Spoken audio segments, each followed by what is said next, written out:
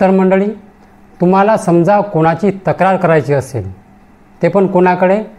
Direct PM म्हणजे पंतप्रधानांकडे.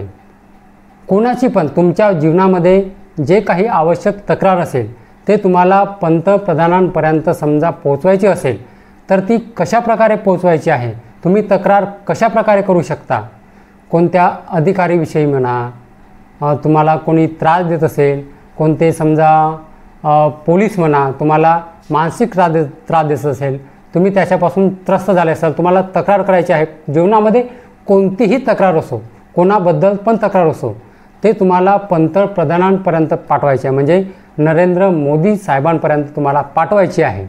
तर ते तुम्हाला कशाप्रकारे तुम्ही पाठवू शकता, तर तुम्हाला आजच्या व्हिडिओमध्ये तुम्हाला नंबर आणि पत्ता हे सगळं मी तुम्हाला आजच्या व्हिडिओमध्ये सांगणार आहे. जे तुमची जे तक्रार आहे डायरेक्ट PM ऑफिस कार्यालयामध्ये जाणार आहे. ठीक आहे. तर मंडळी, व्हिडिओ शेवटपर्यंत नक्की बघा. तर नमस्कार मंडळी, मी प्रवीण शंभरकर, तुम्ही पाहता खेड्यातील मुलगा.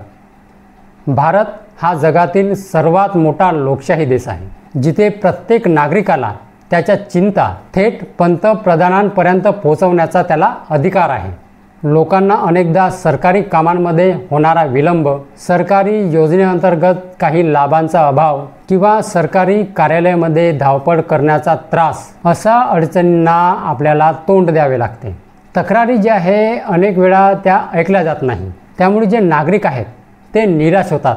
चांगली गोष्ट अशी आहे की कोणीही त्यांची तक्रार किंवा सूचना थेट पंतप्रधानांना पाठवू शकतो. त्यावरती तोडगा काढण्याची अपेक्षा जी आहे ते करू शकतो. तुमची तक्रार किंवा सूचना थेट पंतप्रधानांपर्यंत पोहोचवण्याचे अनेक मार्ग आहेत. पारदर्शक आणि सुव्यवस्थित प्रक्रियेनंतर ऑनलाईन आणि ऑफलाईन तुम्ही दोन्ही प्रकारे हे जे चॅनल आहे ते उपलब्ध आहे. ऑनलाईन पण करू शकता आणि ऑफलाईन पण करू शकता.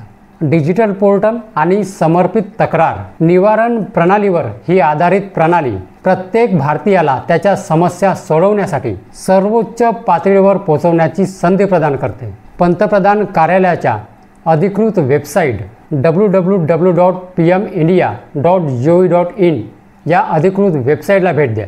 माननीय पंतप्रधानाशी संवाद साधा हा पर्याय निवडा आणि पंतप्रधानांना लिहा यावर तुम्हाला क्लिक करायचं आहे. त्यानंतर तुम्ही CPGRAMS या पोर्टलवरती पोहोचाल.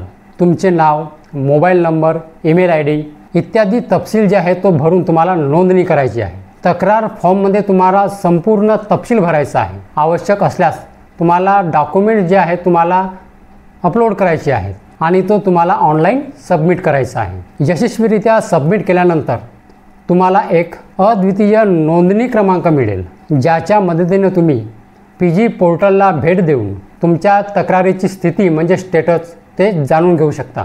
ही झाली ऑनलाईन पद्धत. आता ऑफलाईन तक्रार तुम्हाला कशाप्रकारे करायची आहे ते बघा.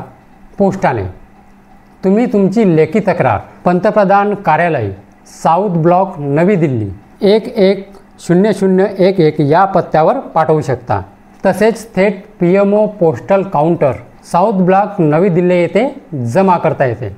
तुमची तक्रार 011230165857 या फॅक्स क्रमांकावर सुद्धा पाठवता येणार आहे.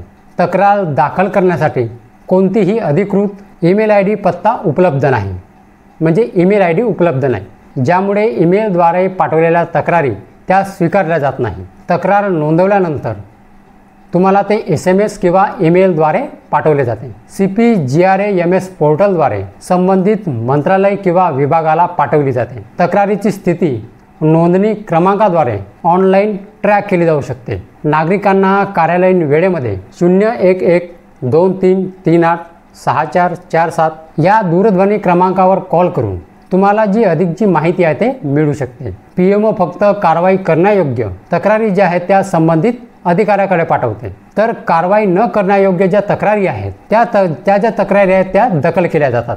तक्रारींचे निवारण करण्यासाठी जे वेळापत्रक आहे आणि त्याचे मार्गदर्शक तत्त्वे प्रशासकीय सुधारणा आणि सार्वजनिक तक्रार विभागाने ठरवून दिलेल्या निकषांनुसार आहेत. तुमच्या प्रत्येक तक्रारीची गांभीर्याने दखल घेतली जाते, परंतु वैयक्तिक प्रतिसाद तक्रारीच्या स्वरूपावर आणि निकडीवर ते अवलंबून असतात. तर अशा प्रकारे तुम्ही ऑनलाईन किंवा ऑफलाईन दोन्ही प्रकारे तुम्ही तुमच्या ज्या तक्रारी आहेत त्या तुम्ही थेट PM म्हणजे पंतप्रधानांपर्यंत तुम्ही पाठवू शकता. हा तुम्हाला अधिकार आहे तक्रार पाठवण्याचा. तुमचा हक्क आहे, तुमचा अधिकार आहे. ठीक आहे. तर मंडळी, हा व्हिडिओ शेअर करायला विसरू नका. तर मंडळी, हीच होती आजची माहिती. तर मंडळी, माहिती जर समजली असेल आणि जर व्हिडिओ आवडला असेल तर व्हिडिओला एक लाईक करून माझ्या चॅनलला सबस्क्राईब करायला विसरू नका. तर चला मंडळी, अशीच नवीन माहिती आणि योजनाबद्दल माहिती घेऊन भेटूया आपण उद्याला. जय हिंद, जय महाराष्ट्र.